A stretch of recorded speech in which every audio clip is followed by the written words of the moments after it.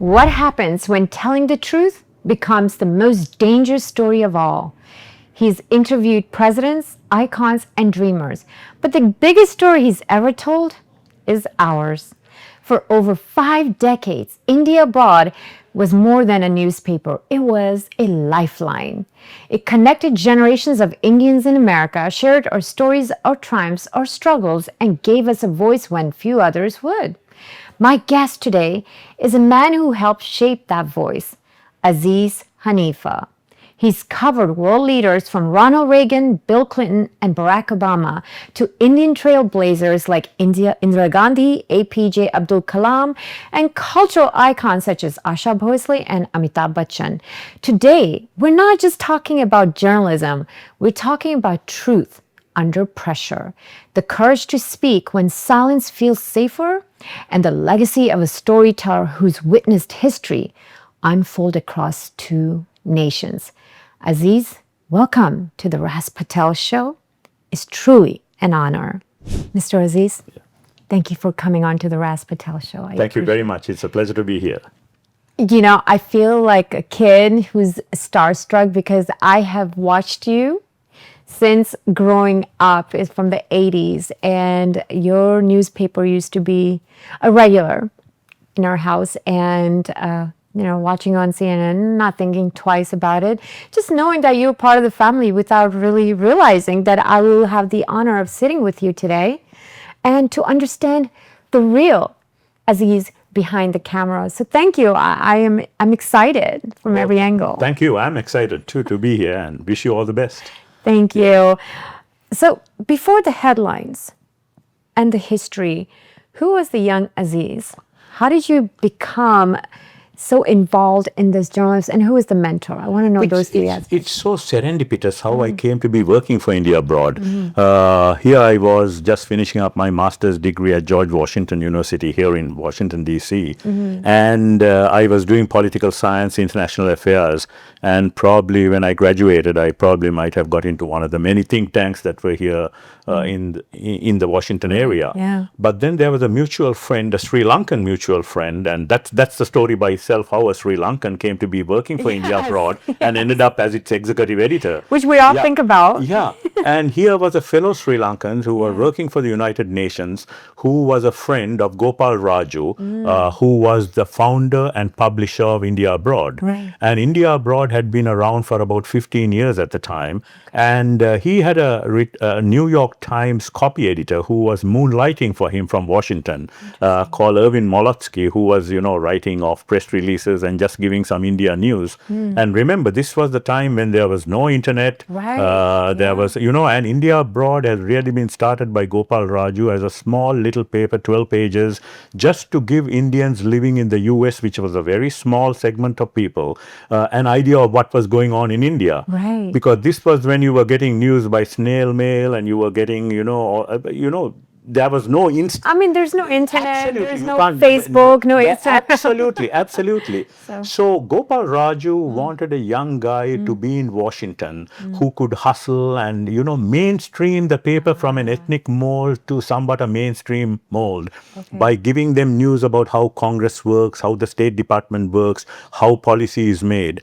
And so this mutual friend, who is a journalist himself, called Salif Deen, who for many years was the bureau chief in New York for Interpress Service, which was like a third world news agency. He told Gopal Raju, Aziz is just finishing up his master's, and he used to be a journalist for a few years before he came here. Yeah. So he said, can you get the guy up to New York? So I went up to New York, no resume, nothing. Sat down and spoke to him and the editor at the time, someone called Arul Lewis. And I hired, and then I went back, and even while doing my finals and my thesis for my master's, here I was writing, And then I started hustling. I got my credentials in Congress. I would go down to the basement where they had the small trolley that goes where the congressmen, senators, I would jump into that, start interviewing people and all that. and started just writing loads and loads of stories, interviews with congressmen, senators, and anyone I could get a hold of. And at the same time, writing about the growing, burgeoning Indian American community too, where the doctors had already come here. They were the brand, of the Indian American community. And what a brand it was, because whatever said and done, you would even get senators and congressmen, when I talk to them, they say, Dr. Patel, Dr. Shah, he's my doctor, he's my family doctor, So that also gave an entree to them feeling free to talk also, Absolutely. So that's how it happened. It was so serendipitous. And the joke I always say is I started, just pumping story after story. Gopal Raju told the accountant, put the guy on salary, it's more economical than paying him by the word. Exactly. Wow, and you did. And I can understand your parents and others who, for them, they waited for India abroad every week, because that's what gave them news, not just of only India at the time of what was going on, but also US-India relations, and also what the community was doing in terms of political involvement first, and then ultimately political empowerment. So speaking of that, the political environment and the Indian Americans that you have at this stage in time established, did you ever feel like there was a type of weight in you that, now you're the voice for all these Indian Americans that are looking hope to you to understand what news is out there and what more light, reputation, and respect we're getting, and just to not let a bridge between India and here and within this community as in the America, being the bridge that you are. Did you ever feel that pressure? I didn't feel it at that time, perhaps because I was still just immersed in just doing the job I was doing. Okay. But on reflection and over a period of years, I sure felt that way. And I was really lucky, because here was Gopal Raju was a great boss, because he was not a jingoist, He didn't want just pro-India stories or just, puff pieces. He said, go at it, and that was He gave you the liberty and freedom. Absolutely. And also the fact that, tell us how real US-India relations is, with all the pros and cons. And even in terms of the Indian American community, praise the guys who are doing really well, but also go after the guys who are shysters and fraudsters and charlatans, others, because those guys are the bad penny who will ultimately, be how the community is judged. Yeah, and so you had unbiased focus. And it helped that here was a boss who was telling me, be as objective as you can. All of us may have our preconceived biases and prejudices, but it was essentially, flush all that down the toilet when you go to work, and that was what I enjoyed the most. And I think in some ways it helped because I was a Sri Lankan, because, there was this constant conflict at the time between India and Pakistan in terms of foreign policy. And at that time, India was considered a surrogate of the erstwhile Soviet Union. So there was a lot of antipathy towards India. And Congress was, there were times when Congress was both Democrat and Republican majority, but they all had their inherent biases, So, and Pakistan was the ally of the US at the time. The whole thing about, giving F-16 fighter planes to Pakistan was a huge, huge issue. And, Indians were really up against it, So those were trying times where you try to be as objective as possible without just attacking Pakistan or the US policy, but also trying to explain why it was so and why it was also so. And I saw the change happening, the evolution. And the fact that I was able to go on the transformational visit with President Clinton to India. That was amazing, because that even before that, Reagan and Rajiv Gandhi, I covered the historic meeting at the White House, where it was almost like a father-son relationship. And that's where high technology transfers began to India. So that was coming. And I think when the economy in India opened out under Narasimha Rao and Dr. Manmohan Singh, that's when the real bridge happened. The spark, so it was exciting times because I was also witness while covering it to history being happening in terms of the evolving US-India relationship. And at the same time covering the burgeoning Indian-American community, which was the doctors, the branding was there, then the techies came, then the hoteliers, who are amazing, and who are all these people who are coming. You saw this evolution. Saw this happening, absolutely. So what did that make you personally feel that you're involved in the you firsthand observing and seeing the evolution. How does that make you feel? In fact, it made me feel that I was really enjoying myself because I was writing about all facets of U.S.-India policy and all facets of the growing South Asian American, Indian American community. A vivid example was where there was a mentor of mine who was very impressed by the way I was running around and doing stories on foreign policy and everything else. He knew all the editors of the Washington Post, the New York Times, and all the think tanks. He wanted me to become a mainstream newspaperman, with the Times, and it was very, very attractive. And what time was that? What time frame? I'm talking now 90s, mid-90s. Okay, that's important to know. That's important. No, yeah. And I thought about it, and it could have been financially and even in terms of profile and all that, very, very attractive. Because just imagine being a reporter or a staff reporter or a foreign correspondent with the Washington Post or the New York Times.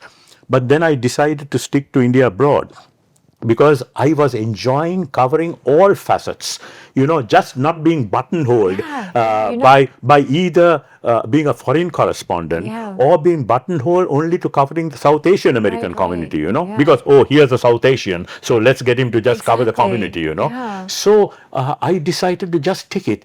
And it of was course, a privilege. It was a privilege, absolutely, So I decided to just get it. So I would cover everything, throw it at me, foreign policy, all the hoteliers, the doctors, and all kinds of things, the doctors fighting discrimination against them in terms of reciprocity and licensing and all that. The hoteliers, when they just started, when they were discriminated. So much activity going on for all us Indian Americans. Absolutely. Those were were a very heady period, Definitely trying times. And for a rookie guy just starting then, it was amazing. Yeah. So those stories that you were working on and building the trust, right? But you were able to do it successfully somehow, that many just wished and hoped and were inspired by you. But today, we live in a world of headlines without heart, and fear often replaces truth, right? So what your journey has been amazing, because that part was not there, right? True. How do journalists today find courage when the cost of honesty keeps getting higher and higher? It's very sad. In some ways, I'm sort of, after COVID and everything else, and of course people don't read newspapers like they used to with the internet and everything else. The print journalism was on its way out. But with the advent of social media and the internet, there are all these groups who have got into their own little, bubbles, and it's so polarized. And apart from polarized, to the extent that journalists now probably are fearful of writing the truth. And that's what I wanted to know from you. Because that's the point in time where we're living. I mean, internet, let's be real, AI, and it's great. It's great. But there are dark sides too. There's dark sides. Terrible dark sides. Especially for journalists like us who want to report the truth. And yet we have that fear, as you're saying, we're subdued and we're suppressed in terms of bringing light. What do we do? Please guide us. You still, thankfully, you still get some journalists who are doing the job that they really love in terms of, seeking out the truth, writing about the truth, etc. But at the same time, you've got, such polarization, and also the fact that if you write the truth which doesn't appeal to the other side, people criticizing and debating and arguing is something, but if you're being suppressed and threatened and blackmailed, and mind you, not just you're being doxxed to the extent that they know where your child goes to school, and they make it very clear that they know that. Exactly. Anyone who is, it's only natural that you have second thoughts, which is not something a journalist should have, or anyone should have. Because you just want fear of your life. Fear of your life. And I think to a certain extent, and then unfortunately also the fact that even media organizations that are now owned by the big corporates who have taken their own sides also don't sometimes agree with what their reporters are doing. And I'm amazed that here was Gopal Raju, who was ahead of his times, who told me, right, Whatever you think don't of, have to be pro-India. If India is doing something wrong, in terms of even human rights and things like that, write about it. Just write about it. And if Congress is having subjective. and if the Pakistanis are doing something good, write Just about that it. too. Yeah. And attack them for what they are doing in terms of trying to, mix it up and get the US to be biased against India. And at the same time, community was doing very well. There were all these, and all the kids were coming up and they were winning spelling bees, geography bees, all that. We wrote about all that. I mean, you had the freedom to freedom, yes. So what about the freedom now? Yeah, I have a strong feeling that, the fact that the corporates have now bought over the media organizations and they have, for their own expediency, whether it be political expediency, whether it be economic expediency, here they are, where you're finding a lot of the major networks and all that, even 60 Minutes, which was like the show of... That was our every, Friday was it? Absolutely. Or Wednesday? No, every Sunday. Sunday, yes, every 7 p.m., Sunday. 60 Minutes. You get some of them, the producer who left some time ago saying that he was not having the freedom to do what he wanted, because there were the big head honchos telling them, cool it or things like that. They don't say it very openly, but you get the message. You do get the message. Get the message, which is very, very unfortunate. I hope and pray that there will be a resurrection. That's the thing.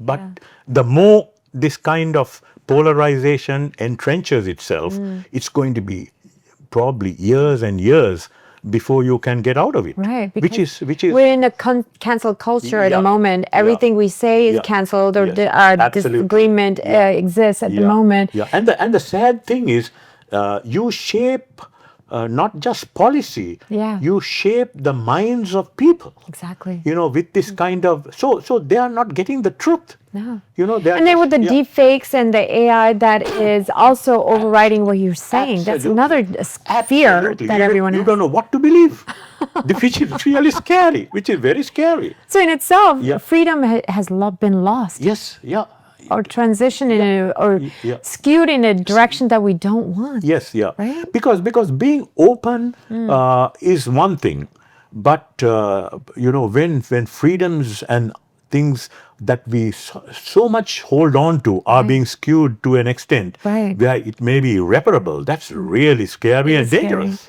But do you think for the young journalists and folks like myself who want to report on and being subjective on any topics, because that's why you're an inspiration to many, including myself, because we do want to cover all topics and not worry about which side of politics you are, or fear of me reporting that someone is going through something. What do you have to say to folks who are in this area, myself included? What is your guidance or your advice for us? Just stick to your independence, stick to your values, stick to your morals, and seek out the truth as much as possible, wherever it may land. Let the chips fall wherever it may be. But I think stick to your independence and also have a sense of optimism.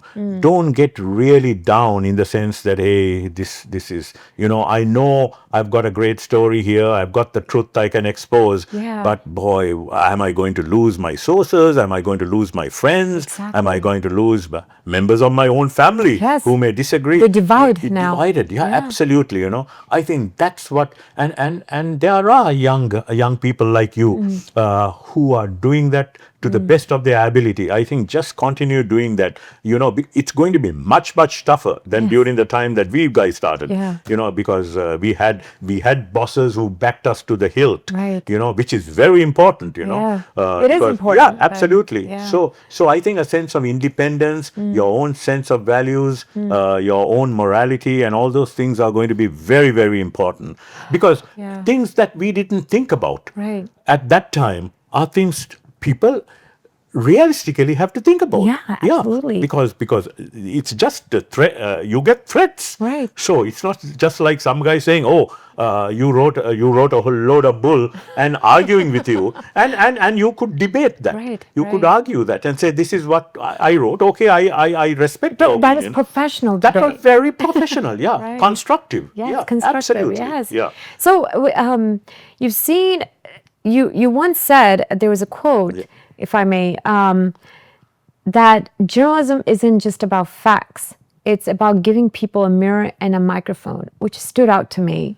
And that's what your guidance is sort of in that light, because no matter what happens, you are a reflection of the truth. And just hold on to your mic and just have the heart to speak. Absolutely. Absolutely. And people don't give it they don't think about it or reflect much, and the guys just say, oh, he's just a writer, he's just a reporter, he's just a journalist, Yeah. But we have such a responsibility, because we can shape a lot of things, Absolutely. and if you're not truthful, if you don't stick to the facts, and that's why when I was I would write columns too. I was an advocacy journalism, but when I report, it was just see what happened, just report the facts and report on things that happened, without any biases. Facting. But when I would write a column or when I would do my advocacy journalism, like I did when, there was a time when I wrote many a column when Vivek Murthy, who was nominated by President Obama to be the Surgeon General, was being held up in the Congress by not just Republicans, but a few Democrats too, because he had not even spoken against the National Rifle Association, but said that this is dangerous. That's it. Yeah, that's it. That's all he said. And I remember I sought out the truth, and I found that the Senate Majority Leader at the time, Senator Harry Reid, who was a Democrat, even though they were in limbo because the Republicans had won the Senate, but they were going to take over only in January. Harry Reid was still Majority Leader during those final months, had not even given a hearing because the NRA had funded him too. And then and Harry Reid was loved by a lot of Indian Americans. He had a lot of Indian American support, and his family doctor was a guy who was a good friend of mine called Dr. R.D. Prabhu, who lived in Las Vegas. Oh, wow. And I exposed all this, and I said, Dr. Prabhu, come on, get off. That's huge, though. Yes. But you're able to do it. And what happened was, Indian Americans got so seized of it. They wrote letters and they started sending Harry Reid, and they gave him a hearing, and he just got by with a couple of votes. And he was the Surgeon General then. Just imagine if the Republicans had taken over, and because they were much closer to the NRA, and NRA sort of funded them much more. If they had got over, if he hadn't had that hearing and had a vote, I said, just have an up or down vote. Let them vote their conscience, And, he was just by a couple of votes. So that was advocacy journalism, and that was me as an opinion maker, article or writing commentary. Yeah. But when I was reporting, it would just go, cover the hearing, interview someone, and just write it as it was. And then we had a great period when Gopal Raju sold India Abroad to a company called Rediff.com. That was in 2000.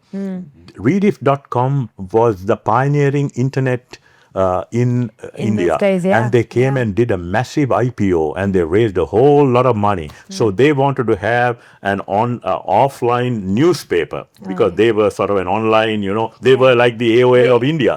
So they had a lot of money, and they did some magnificent work. They added a lot of color. They, really revitalized the newspaper in terms of even design and things like that.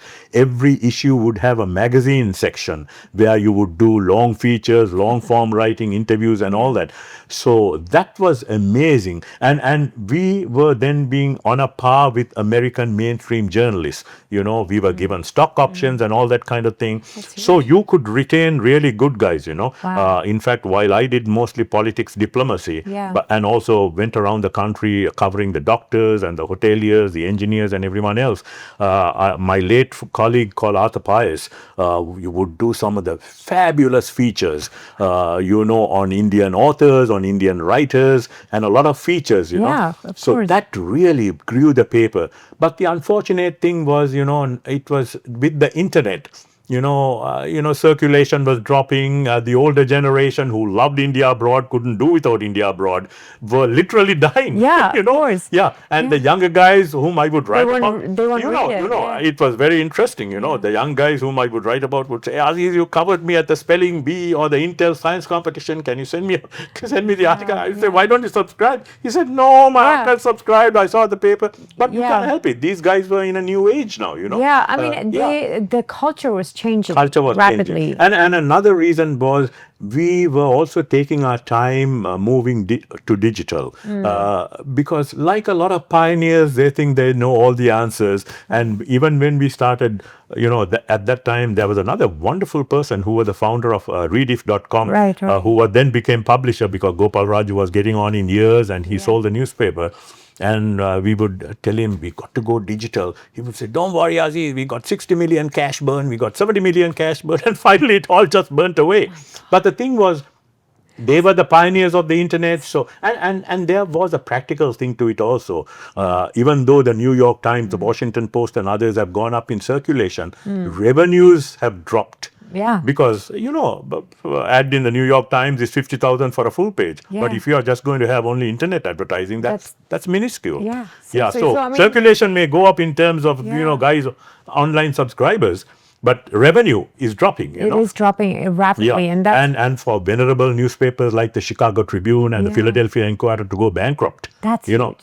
And it's just the Washington Post, the New York Times, the Wall Street Journal. So what's going to happen now? Yeah, see, that's the thing I fear the most. Right. That media has also got into their corners. You get Fox News on one side, MSNBC on the other side, and CNN. If you're left, So it's all just become mouthpieces. Right.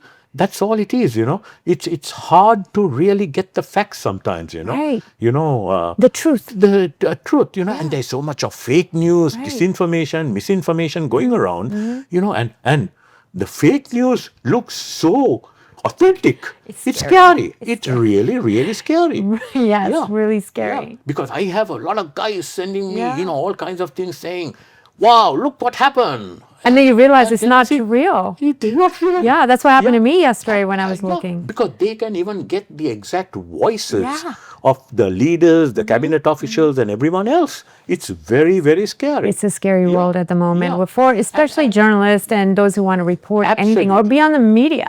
Absolutely. And the sad thing is, it can put off a lot of the younger generation also. Exactly. From even venturing in this field.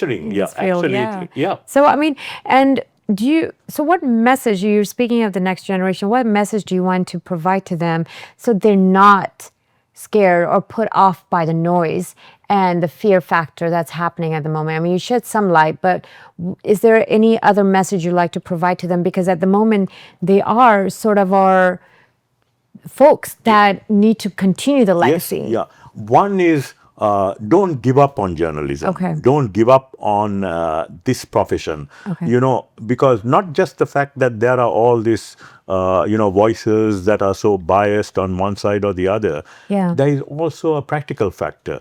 Guys would say, journalists, not all journalists are millionaires, exactly. The anchors and a few others, that's just a minuscule. Yeah. And most of them had start at very small newspapers, ethnic newspapers, then get into sort of a local television station. Yeah. And that's how they grow. Yeah. And that's how they became the great anchors or whatever they are now, Right. But those are few and far between. Exactly. But if you love journalism, if you love writing, and there'll be a lot of people, including your parents, saying, boy, this is not practical. You won't have the American dream with the dream. Now with this. Yeah, absolutely, you have to do a lot of things in order to get to where you want. Absolutely. Yeah. And there's always this thing, hey, if I can just develop an app, I'm going to become a millionaire, but then there are millions and millions of apps coming every day. Yeah. I remember once Tim Cook and all these people had a press conference and they said they get like 100,000 apps from India every month from Indians, So one may click and you make it, Yeah, you may go viral and that's it. So in a way, and parents too, if your kid likes to write, he likes to be a journalist, likes to seek out, likes to travel, and whatever it may be, travel journalism, politics, diplomacy, covering ethnic communities, doing features, all that. Yeah. People have to do it so that because essentially, if we are to have a better country, we have to be better informed. Right. We have to be more discerning. Right. And if there are some journalists who are really committed to that, it's not just a job, it's a great service that you're doing. So let's go back to a little bit in terms of the Indian Americans. I mean, all of the stories that you have covered. I mean, and thank you for providing us insight on journalism and today's world and bridging the two.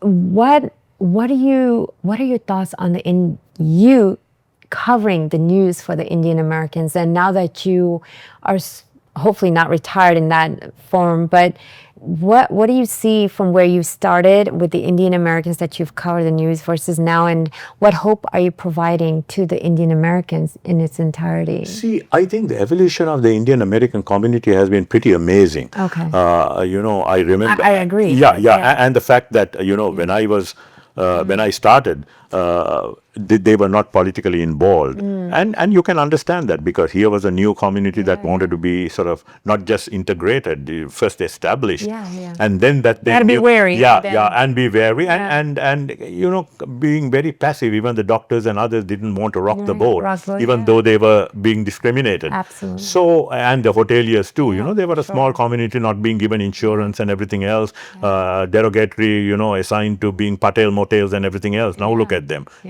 So, and the fact that I think Indian American parents also have been much more grown to the extent that they don't want their sons to be just doctors and engineers and techies and others. The number of guys in arts and culture and who are stand-up comedians and doing so well and everything else in all facets of life. Sure. So in that sense, I think there is still a lot of promise in the sense that young people are doing things and also trying to get themselves well informed.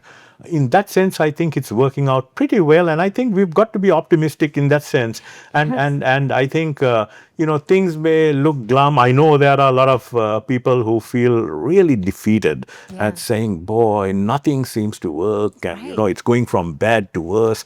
And people who now I'm a real voracious consumer of news. I keep clicking and watching more news than I should. But people just say, just turn it off. And they want to turn the whole thing off. I've seen myself do that. Because it's so depressing. And especially watching the wars and Gaza and all these kinds of things. And there's a sense of helplessness. I think myself included. I feel that way sometimes. Absolutely. But that's not going to do any good. You got to try to push through. I think that's most important. Absolutely. And I think in a way an educated, well-informed community like our South Asian American community can really be a leader in that extent. Yes, and I think unity is important more than ever at the moment. And I think it's great that people like you are doing the kind of shows you're doing, because it's versatile. You're covering, the wellness stuff, you're doing the profiles, you're doing the thing, but at the same time, you're also informing, So I think that's important. And I wish there would be more Raz Patel shows, because that's very important, because here we are a very erudite, affluent, informed community. And I think it's in a way bound on us to just not just talk about it. No, and I think those who know your story, you inspire us to think broadly, And I'm being honest, just because, and it gives us a sense of hope that we can cover different topics subjectively and emotionally. Go into our own tribal and have the empathy of being human to report, and that's important at the end of the day. Absolutely, right? Absolutely. Yeah. And to that, I really, really appreciate you always giving us that light. To those who came here, to now those who are established and are the third generation, second generation Indians. So I really, really appreciate you being our hope and beacon of light. Thank you very much. It was such a pleasure. I really enjoyed it. Thank you very much. Thank you. Wish you all the best, and may your show prosper. And thank you. You're very welcome. Well, Aziz, thank you. Yes. Aziz, so to close, your journey reminds us that journalism isn't just about documenting the world. It's about defending its conscience. Absolutely. And thank you for showing us again that integrity, empathy, and truth can coexist. And you've done a splendid work in that aspect, even in a time of noise and fear. For everyone watching, may this remind you that the truth doesn't fade. It waits for those brave enough to speak it. Don't forget to like, share, and subscribe for more real stories. And please follow Aziz as well to be your own fearless voice by watching and being inspired. This is Raz Patel in the Raz Patel Show. You've had Aziz Haniffa with me. Thank you. Love you guys. Bye-bye.